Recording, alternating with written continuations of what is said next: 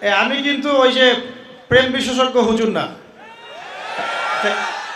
এগুলোতে আমি কিন্তু মজা পাই না আর কি। সে মজা পায় হয়তো, তো আমি কিন্তু এই জিনিসগুলোতে মজা পাই না। ওই যে সুরসুরি মার্কা প্রেমের ওয়াজ করে যুবকদেরকে হেদায়েত দেওয়া যাবে? এগুলো প্রেম নয়, এগুলো হচ্ছে জিনা। এগুলো কি জিনা আর সত্যিকারের ডিভাইন ভালোবাসার মধ্যে পার্থক্য আছে। জিনা হচ্ছে স্বার্থ কেন্দ্রিক। জিনা কি কেন্দ্রিক? এখানে স্বার্থ থাকে, কি থাকে? আর যখন আপনি ডিভাইন লাভ, আল্লাহর পক্ষ থেকে ডিভাইন ভালোবাসা আসবে বিয়ের পর, তখন সেখানে শুধুমাত্র স্বার্থ থাকে না, বরং কোনো কোনো ক্ষেত্রে নিজের স্বার্থ ক্ষুণ্ণ করে আমরা স্ত্রীদের স্বার্থ দেখি না? এটা ডিভাইন। যখন আপনি রেসপন্সিবল পারসন, আপনার দায়িত্ববোধ আছে। এটা শুধু একটা যৌন সম্পর্ক না, এটা একটা ভালোবাসার দিলের সম্পর্ক, আত্মায় আত্মায় সম্পর্ক। একজন কষ্ট পেলে আরেকজনের লাগে, আরেকজন খুশি হলে আপনারও খুশি লাগে। সে বিপদে পড়লে আপনি তার পাশে থাকেন, আপনি বুঝতে পারেন যে আপনি তার দিকে সম্মানের চোখে তাকান, ভোগের চোখে তাকান না। তো এই যে প্রেম বিশেষজ্ঞ কিছু কিছু বের হয়েছে, এগুলো থেকে আমাদেরকে বের হয়ে আসতে হবে। আল্লাহ পাক তৌফিক দান করুন। ইয়াং জেনারেশনকে মহব্বত করতে হবে আল্লাহর সাথে। কার সাথে? আল্লাহর সাথে মহব্বত করেন, তার রাসূলের সাথে মহব্বত করেন, তার কিতাবের সাথে মহব্বত করেন, রাসূলের সুন্নতের সাথে মহব্বত করেন। ইনশাআল্লাহ পুরো দুনিয়া আপনার হয়ে যাবে ইনশাআল্লাহ। দুনিয়া তো কিছুই না, পরকাল পুরোটাই আপনার হয়ে যাবে ইনশাআল্লাহ। আর আপনাদের জীবনের উদ্দেশ্য হবে আল্লাহর সন্তুষ্টি অর্জন করা। কি করা?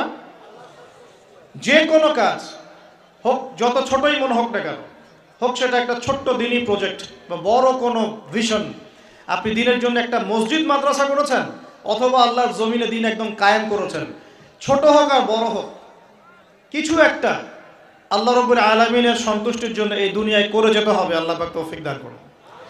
এটা হবে আপনার লাইফের ভিশন, অ্যাম্বিশন। আল্লাহ পাক তৌফিক দান করুন। আমি নিজের বিশ্বাসের জগতে পরিবর্তন নিয়ে আসেন। এই ডিজিটাল তাকবীর দিও না, ডিজিটাল তাকবীর দিও না, নর্মাল তাকবীর দাও।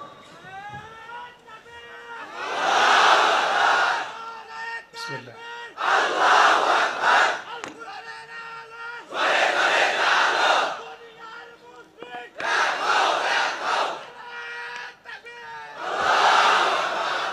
ভাই ঠিক আছে, শুকরিয়া। এই হলো তাকবীর। এটা হলো কি তাকবীর নাকি তাকবীর? কোনটা হবে ঠিক? আস্তাগফিরুল্লাহ। কোন যুগে আসলাম রে ভাই? সবই চেঞ্জ হয়ে যাচ্ছে দিন দিন। আচ্ছা ঠিক আছে, শুকরিয়া। দুইটা নামাজ আছে, এটা আমরা পড়ি না, বা অনেকে পড়ি, অনেকে অবহেলা করি, কিন্তু এটা বড় ফজিলত আছে। বলবো, বেলাল রাদিয়াল্লাহু আনহু নাম শুনেছেন? যখনই নবী সাল্লাল্লাহু আলাইহি ওয়াসাল্লাম জান্নাতে যেতেন, মানে জান্নাত আল্লাহ পাক তাকে দেখাতেন, তখনই তিনি তার বেলাল রাদিয়াল্লাহু আনহুর পায়ের শব্দ শুনতে পারতেন। বেলাল রাদিয়াল্লাহু আনহুর পায়ের শব্দ তিনি শুনতে পারতেন। আর একজন যোগ্য নেতা যিনি, তিনি তার অনুসারীর পায়ের শব্দও চিনেন। কথা বুঝতে পারছেন? আচ্ছা, গলার ভয়েসও চিনেন। তো বেলাল রাদিয়াল্লাহু আনহুকে তিনি জিজ্ঞাসা করলেন, ইয়া হে বেলাল, তুমি কি এমন আমল করো যার ফলশ্রুতিতে তুমি জান্নাতে আমার সামনে সামনে হাঁটছো? সুবহানাল্লাহ।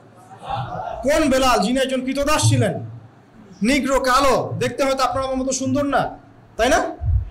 আফ্রিকান মানুষ, যাকে ওই যে রোদের মধ্যে শুয়ে পিটানো হয়েছিল, হয়নি? সেই বেলাল রাদিয়াল্লাহু আনহু। সুবহানাল্লাহ। তখন তিনি বলছেন, ইয়া রাসূলুল্লাহ, আমি তো এমন কোন আমল করি না, আপনারা যা করেন তাই করি, তবে যখনই আমার অজু ছুটে যায়, অজু ভেঙে যায়, আমি তখনই অজু করি, আর সেই অজু দিয়ে আমি 2 রাকাত নামাজ পড়ি। এই নামাজটাকে কি বলে? তাহিয়াতুল ওযু। এই তাহিয়াতুল ওযুটা আমরা আদায় করার চেষ্টা করবো। আল্লাহ পাক তৌফিক দান করুন। আরেকটা আছে তাহিয়াতুল মসজিদ। দেখবেন অনেকেই মসজিদে আসি আমরা ধাপ করে বসে পড়ি, তাই না? আসলে কিন্তু মসজিদে এসে 2 রাকাত নামাজ পড়ে বসা সুন্নাত। মসজিদে একটা হক আছে, মসজিদে আসলেন, 2 রাকাত নামাজ পড়লেন, সংক্ষিপ্ত আকারে পড়লেন, পড়ে বসবেন, এটা করা উচিত। আল্লাহ পাক তৌফিক এনায়েত করুন, আমিন। বেশি থেকে বেশি তওবা করার চেষ্টা করা উচিত। আর তওবা মানে শুধু আস্তাগফিরুল্লাহ ওয়া আতুবু ইলাইহি পড়া নয়। তওবার দুটো ভাগ আছে।